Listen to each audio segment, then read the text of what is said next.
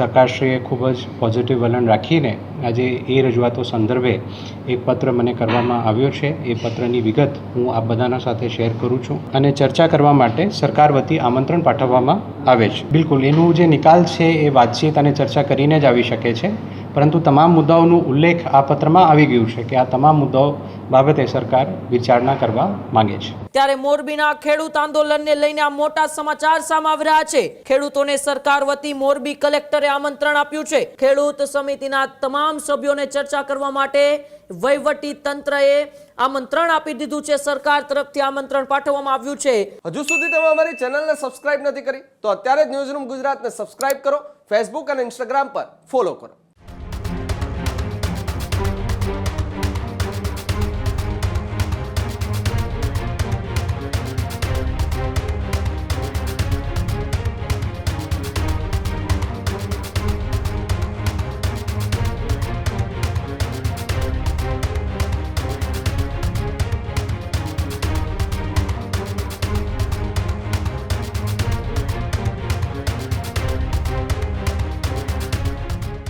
નમસ્કાર, આપ જોઈ રહ્યા છો ન્યૂઝરૂમ ગુજરાત અને આપની સાથે હું છું માંગ।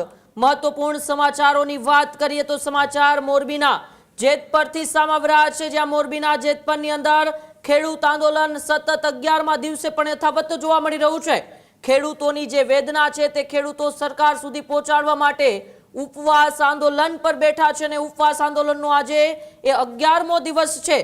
ત્યારે મોરબીના ખેડૂત આંદોલનને લઈને આ મોટા સમાચાર સામે આવી રહ્યા છે।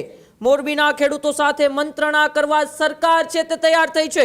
ખેડૂત સમિતિના સભ્યોને ચર્ચા કરવા આમંત્રણ અપાયું છે। મોરબી અથવા ગાંધીનગરમાં ખેડૂતો સાથે ચર્ચા કરવા સરકાર તૈયાર થઈ છે। ખેડૂતોની તમામ 6 માંગણીઓ પર સરકાર ચર્ચા કરવા માટે તૈયાર। ખેડૂતોને સરકાર વતી મોરબી કલેક્ટરે આમંત્રણ આપ્યું છે। સરકારની ઉચ્ચ સ્તરીય કમિટી ખેડૂતો સાથે મંત્રણા કરશે। ત્યારે છેલ્લા 2-3 દિવસથી એ વહીવટી તંત્રના એસડીએમ હોય કે ડીવાયએસપી સહિતના અધિકારીઓના પણ જેતપરના એ ધક્કા છે તે વધી ગયા હતા। ત્યાં જઈને એસડીએમ દ્વારા એ ખેડૂતોને આમંત્રણ આપવામાં આવ્યું હતું કે તમે ગાંધીનગર આવો, પરંતુ હવે મોરબીના કલેક્ટરે એ પ્રેસ કોન્ફરન્સ કરીને ખેડૂતોને આમંત્રણ આપ્યું છે અને સરકાર છે તે મોરબીના ખેડૂતો સાથે ચર્ચા કરવા માટે તૈયાર થઈ છે।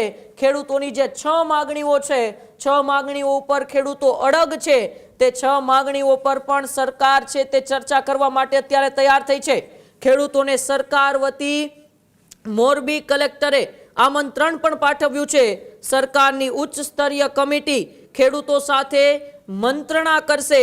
હવે એ જોવાનું રહેશે કે કઈ તારીખ નક્કી થાય છે, જગ્યા કઈ નક્કી થાય છે। સરકારની એ ટીમ છે તે મોરબી આવશે કે પછી ખેડૂતોના આગેવાન છે તે ગાંધીનગર જઈને સરકાર સાથે ચર્ચા કરશે, તેને લઈને પણ અત્યારે અનેક સવાલો ઉઠી રહ્યા છે। પરંતુ હાલ તો જે પ્રકારે સમાચાર એ મોરબીથી સામે આવી રહ્યા છે, ખેડૂત સમિતિના તમામ સભ્યોને ચર્ચા કરવા માટે વહીવટી તંત્રએ આમંત્રણ આપી દીધું છે। સરકાર તરફથી આમંત્રણ પાઠવવામાં આવ્યું છે। મોરબી જિલ્લા કલેક્ટરે પ્રેસ કોન્ફરન્સ કરીને ખેડૂતોને જે પણ માંગણીઓ છે, જે પણ તેમની માંગો છે, એમને શું તકલીફ પડી રહી છે, ખેડૂતોની શું વેદના છે, આ તમામ બાબતોની ચર્ચા કરવા માટે સરકાર તૈયાર થઈ ગઈ છે। તમે આવો, સરકાર સાથે બેસો, સરકારને તમારી માંગો કહો, તમારે શું જોઈએ છે સરકાર સાથે માંગો અને ત્યારબાદ સરકાર નક્કી કરશે કે આગળ શું કરવું। આ આમંત્રણ મોરબી જિલ્લા કલેક્ટરે આપ્યું છે। ત્યારે આવો આપણે સાંભળીએ મોરબી જિલ્લા કલેક્ટરે એ ખેડૂતોને આમંત્રણ આપતા શું કહ્યું। જેતપરમાં થોડા સમયથી ખેડૂતો દ્વારા વિવિધ માંગણીઓ બાબતે ઉપવાસ કરવામાં આવી રહ્યું છે, જેના અનુસંધાને વિવિધ લેવલથી જે ખેડૂતો છે એમના સાથે વાત કરવામાં આવી હતી। અત્રેના લેવલથી પણ વાત કરવામાં આવી હતી, સામાજિક આગેવાનો દ્વારા પણ વાત કરવામાં આવી હતી અને જે રજૂઆતો છે ખેડૂતોની એ બાબતે સરકારશ્રીમાં રજૂઆત કરવામાં આવી હતી। સરકારશ્રીએ ખૂબ જ પોઝિટિવ વલણ રાખીને આજે એ રજૂઆતો સંદર્ભે એક પત્ર મને કરવામાં આવ્યો છે। એ પત્રની વિગત હું આપ બધાના સાથે શેર કરું છું। પત્રમાં મને જે સંબોધીને લખવામાં આવ્યું છે એમાં સરકારશ્રી દ્વારા કહેવામાં આવ્યું છે, મોરબી જિલ્લા ખેડૂત સમિતિ દ્વારા વીજળીના થાંભલા ખેતરમાં નાખવા સંદર્ભે ધરણા ચાલી રહ્યા છે. ખેડૂત સંબંધી સમિતિ દ્વારા માનનીય મુખ્યમંત્રીશ્રીને લેખિતમાં આપેલ માંગણીઓના આવેદન સંદર્ભે ખેડૂત સમિતિના સભ્યો અને આગેવાનો સાથે રાજ્ય સરકારની ઉચ્ચ સ્તરીય સમિતિના સભ્યશ્રીઓ સાથે ટેલિફોનિક તથા રૂબરૂ ચર્ચા ખેડૂત સમિતિના સભ્યો અને આગેવાનો સાથે થયેલ છે. વહીવટી તંત્રના વડા તરીકે આપે પણ ખેડૂત સમિતિઓની વિનંતી કરેલ છે. ખેડૂતોના વિશાળ હિતમાં રાજ્ય સરકાર રાજસ્થાન સહિત અન્ય સરકારની તુલનામાં ખુલ્લા મનથી નિર્ણય કરવા માંગે છે. સમિતિના સભ્યશ્રીઓએ ટેલિફોનિક ચર્ચા દરમિયાન વાતચીત થયેલ છે. ટેલિફોનિક બાબતો ટેકનિકલ અને કાયદાકીય હોય જેનો ઉકેલ ચર્ચા વિચારણા અને સંવાદ વગર કોઈપણ રાજ્ય અને દેશમાં સંભવ નથી. એનાથી આપ સૌ વિદિત છો. દેશમાં અને દુનિયામાં બનેલી ઘટનામાં પણ હમણાં આપે જોયું છે કે સંવાદ અને ચર્ચા વગર ઉકેલ સંભવ નહોતા. રાજ્ય સરકાર પણ ચર્ચા સંવાદ કરીને માંગણીઓનું આખરી સ્વરૂપ આપવા માટે તૈયાર છે. તો ઉપરોક્ત સંદર્ભે રાજ્ય સરકાર વતી ખેડૂત કમિટી અને આગેવાનોને રાજ્ય સરકારની ઉચ્ચસ્તરીય સમિતિ સાથે સંવાદ અને ચર્ચા કરવા માટે સરકાર વતી આમંત્રણ પાઠવવામાં આવે છે.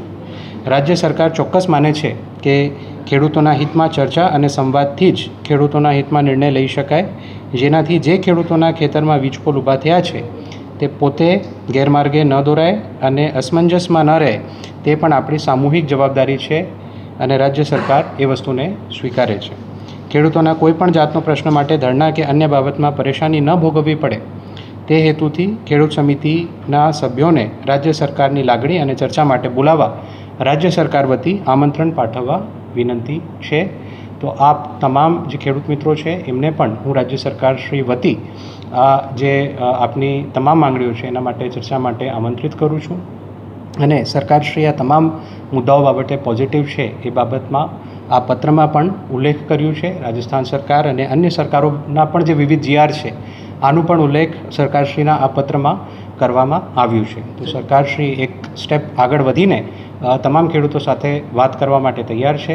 તમામ ખેડૂત મિત્રોને પણ મારી સરકારશ્રી વતી વિનંતી છે, આગ્રહ છે કે આપ લોકો પણ એક સ્ટેપ ભરો અને અહીંયા આવીને સરકારશ્રી સાથે સંવાદ કરો અને જે આપની માંગણીઓ છે ટૂંક સમયમાં એનું નિકાલ આવે એના માટે સરકારશ્રી પૂરતા પ્રયત્નો કરશે. કઈ તારીખે બોલવામાં આવે છે? અહીંયા બોલવામાં આવે છે, ગાંધીનગર બોલવામાં? એમાં ચોક્કસથી જે એમની માંગણીઓ છે એના માટે સમય અમે નક્કી કરીશું અને રાજ્ય સરકારશ્રી સાથે જરૂર જણાય તો અહીંયા અથવા ગાંધીનગરમાં જે વાતચીત છે એનું આયોજન કરવામાં આવશે. 6 મુદ્દાને લઈને કોઈ માંગણી કરવામાં આવી હતી. મુદ્દામાંથી કયા મુદ્દા સ્વીકારે છે એવું કોઈ માહિતી હતી? બિલકુલ, એનું જે નિકાલ છે એ વાતચીત અને ચર્ચા કરીને જ આવી શકે છે, પરંતુ તમામ મુદ્દાઓનું ઉલ્લેખ આ પત્રમાં આવી ગયું છે કે આ તમામ મુદ્દાઓ બાબતે સરકાર વિચારણા કરવા માંગે છે. બિલકુલ, એ જે ખેડૂતો નું પણ સમય અમે જાણીશું અને સરકારશ્રીનું પણ સમય અમે જાણીશું અને જે પરસ્પર સહમતિનું સમય હોય એ સમયમાં ચર્ચા કરવા માટે સરકારશ્રી તૈયાર છે. આ માટે વહીવટી ટીમ ટૂંકમાં ખેડૂતો પાસે જઈશે કેવી રીતે ટાઈમ માટે? બિલકુલ, જે આજે પત્ર મેં આપના સામે રજૂ કર્યું એ પત્ર અમારા પ્રતિનિધિ તરીકે એસડીએમ શ્રી મોરબી હાલ જઈને એ પત્ર તમામ ખેડૂતોને મારા વતી આપવાના છે અને એમને આમંત્રિત પણ આ જે ચર્ચા છે એના માટે કરવાના છે. કેટલા દિવસમાં નિકાલ આવી શકે?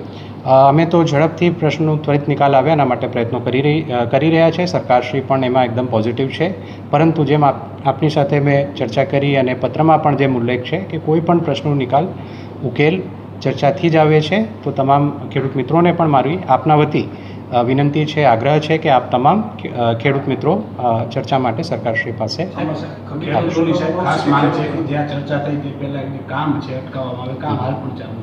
હા જે મારી પાસે માહિતી છે એ પ્રમાણે જેતપર ગામમાં કામ ઓલરેડી બંધ થઈ ગયેલું છે. આજે એક સમાચાર અમે જોયું તો એ ત્યાં આઈ થિંક કોઈ ખાડો હતો જેમાં કોઈ અકસ્માતનો ભય હતો એ કારણે ત્યાં કામગીરી કરવામાં આવી હતી.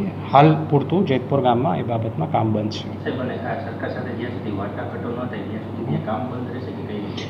હાલના સંજોગોમાં તો કામ બંધ છે એટલું હું કહી શકું છું, પરંતુ ત્વરિત ચર્ચા થાય, ત્વરિત નિકાલ થાય અને ફરીથી બિકોઝ આ તમામ કામો જે છે એ દેશના વિકાસ માટે, ગુજરાતના વિકાસ માટે છે, એ પણ આપણે બધાએ સમજવાની જરૂર છે અને એને અટકાવવું કોઈ એનું સોલ્યુશન નથી. જે ખેડૂતોના હિત છે એને સમજીને સરકારે એક પગલું ભર્યું છે. તમામ ખેડૂતો પણ આમાં અમારી સાથે આવે અને પ્રશ્નનો નિકાલ કરે એવી આ બધા વતી મારી ખેડૂત મિત્રોને પણ વિનંતી છે. કંપનીને આ બાબતે કોઈ સૂચના આપવામાં આવી છે? જે પણ કંપની દ્વારા કાર્યવાહી કે વળતર કે તમામ વસ્તુઓ કરવામાં આવે છે, રાજ્ય સરકારશ્રીની સૂચનાઓ અને એના વિવિધ પરિપત્રો GR પ્રમાણે કરવામાં આવે છે.